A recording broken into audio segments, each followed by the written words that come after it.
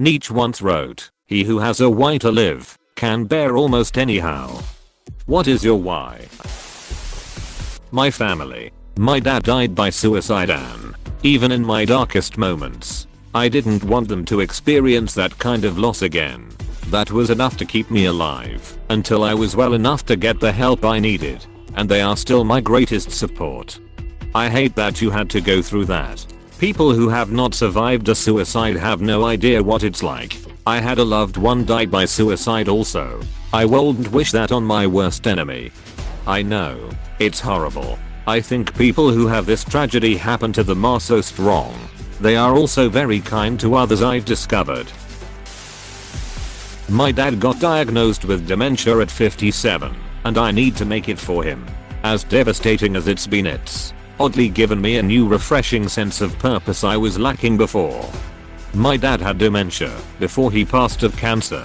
The only thing I want you to never forget is that the emotional memory is the one that goes last. So even when he won't make much sense verbally or his actions seem incoherent, he knows you are his child and will recognize you and cherish your presence. Keep doing the things he loves with him like before. If he enjoys baseball, then keep watching games together, or books, gardening, etc.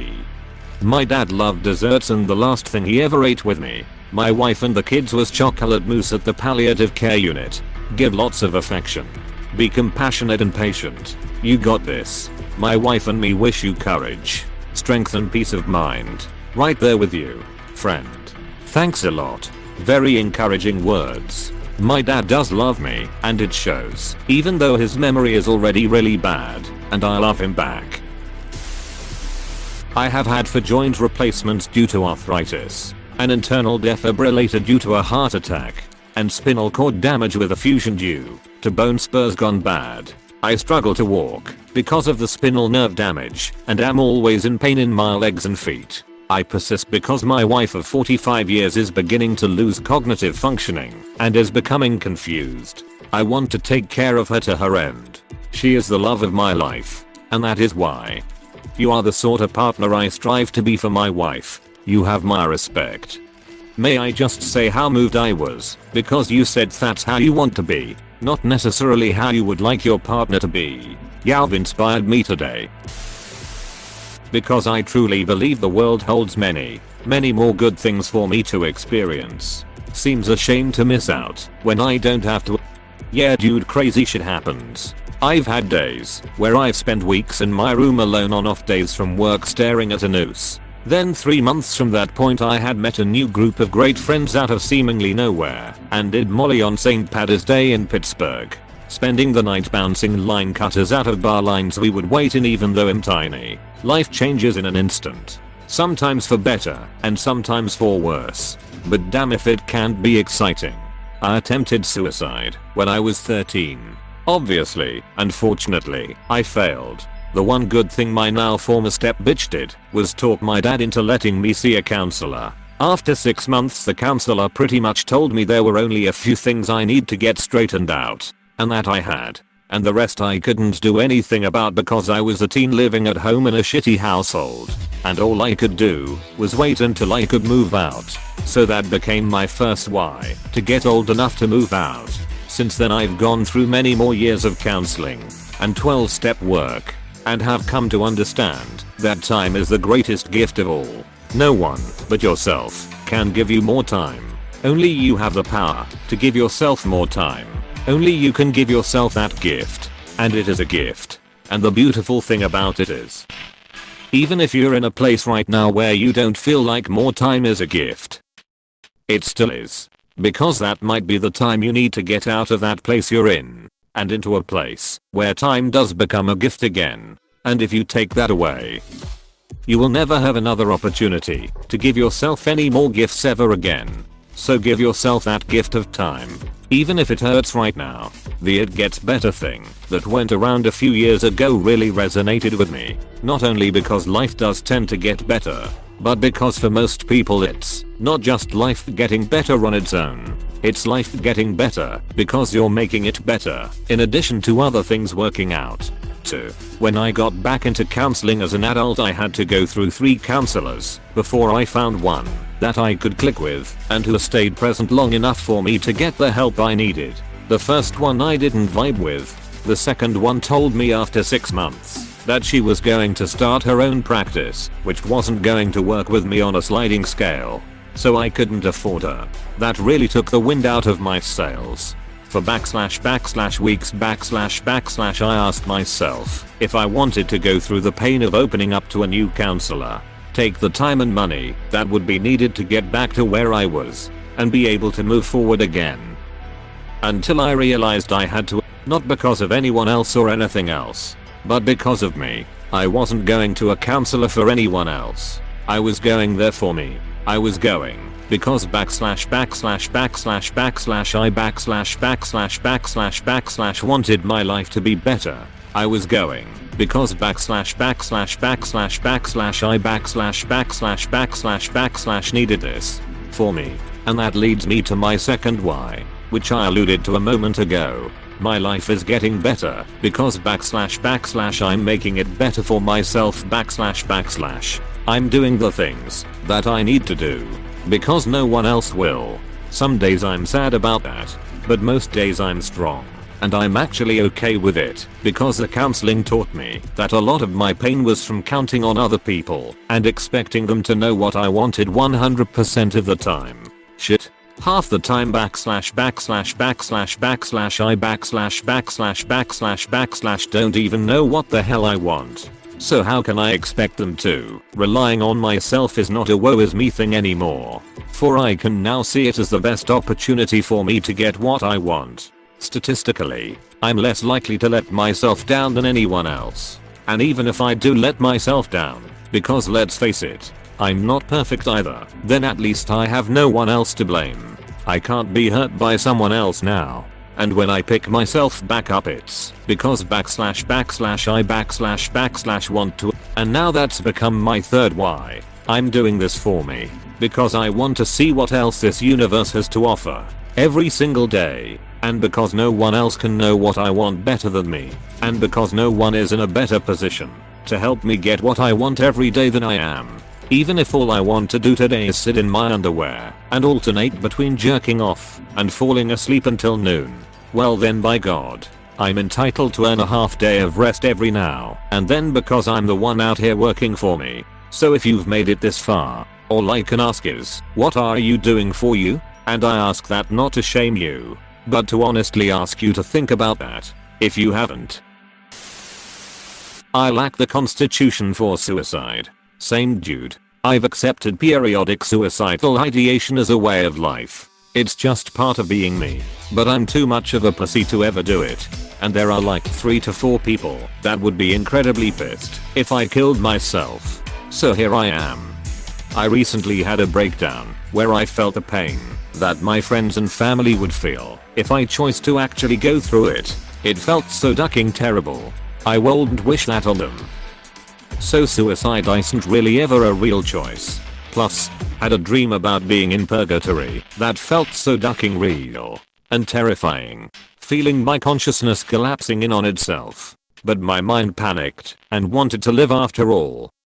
Waking up from that was such a blessing. The thought that I wouldn't wake up from the real thing scared me enough to keep at it for the time being. Spite. Edit. I should clarify, since this is getting a lot of attention. It's not spite at anyone or any group. Just basically saying duck you to the world that it can't beat me until it does OFC. Because duck you. That's why. Apostrophe. That's my mentality behind it. A better tomorrow. To prove those duckers wrong. They're wrong. Now they don't have a reason to live. Quick. Tell them they have something to lose. The woman who said yes, that I waited 4 decades to find. I could have had others during that time, but I'm glad I waited, even if that means I'm getting a late start. Please tell us your story. I'm in a boat where it feels hopeless. I wish it was something that was interesting, but it's literally a friend of a friend situation. I think what's more important is that you don't give up.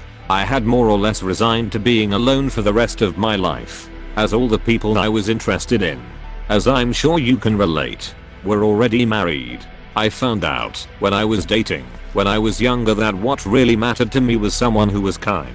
I'm of average intelligence and I hung around the smart crowd. So I felt kinda dumb in my grade school years. As such, I used to be very sensitive to someone who didn't treat my feelings with a high priority. That kinda sounds shitty, but in our 20s we're all still insecure in ourselves. And most of us protect ourselves first and put someone else's feelings often a distant second, whether we think we do or not.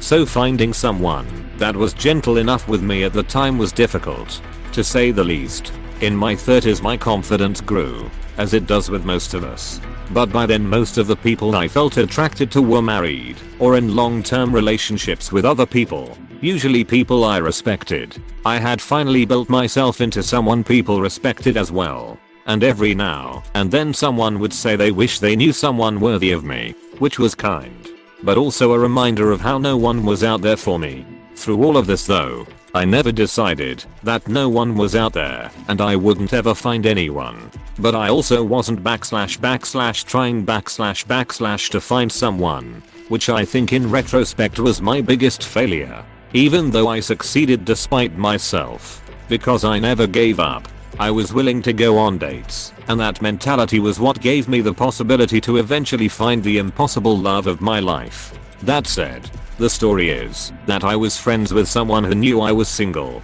and at her work she met a very gregarious and kind person that they immediately had a connection with. My friend was a lesbian and was quite attracted to this person, but she was very straight and my lesbian friend of course respected that. One afternoon she was looking a little less cheery and confessed to my friend she'd gone on a date that went pretty bad, like arguably physical assault bad. After talking with her for a while she said she was going to stop dating because there wasn't anyone kind out there. My friend said there actually was, and asked if she'd be interested in going on a guaranteed good date. She accepted and eventually my friend gave our numbers to each other with our permission, and I eventually worked up the courage to text her and ask where she might like to go. Our first date was the clutch of we felt like we had known one another for years. Our conversation lasted for 3 hours, but we both had work the next morning, so we had to cut it short. This was easily the longest date either of us had been on in years. On our second date, we chose a Friday and were out until 2 in the morning. During that date, shit got ducking real and we both talked about our failings, our ambitions, and if the other one was sure we wanted to try for this. It was a little rocky at first, but I knew there was greatness in her and she knew it was in me. After some initial miscommunication and trust building, we eventually got to a place now where we can't conceive of a life without the other one in it. And we'll be getting married in the middle of this ducking pandemic. Honestly, I couldn't get a ring on her fast enough. My advice to you is this: ducking / look / if you're trying to go to work in the morning and you can't find your keys, you don't just give up and quit your job. You keep looking for your keys. Eventually, you find them. My biggest failure was that I resigned to the feeling that the good ones were gone and I didn't try to find anyone. Had I put / effort into finding someone, I assure you I would have been married long before now. What is effort? Social dating websites, meetup groups, friend circles and other social gathering sites. And if you are male or female, take a kind chance. Be forward and honest. Introduce yourself and be ready to get rejected. Go into it expecting to be rejected. And when you aren't, be yourself, though maybe keep the fetishes off the table for a date or two. I relied on other people to find my wife for me and eventually, that worked. It may well for you too. And while I'm more grateful that I found this love in my life than words have any hope to express, I also know that had either of us put the effort in, we would have found love sooner. We both waited for the right person to come into our lives, and we both didn't settle for anyone less. But had we gone and looked for the right person, we both would have found someone sooner. I very much believe that. If you can't or won't put the effort in, then do your best to be a good and desirable, personality wise if not physically also, person. The right people will come to you, and those people may, as in my case, be the key to your ultimate success. Also, to anyone reading this, you're nowhere near as ugly as you think you are. Hey, Thanks for watching, and don't forget to subscribe.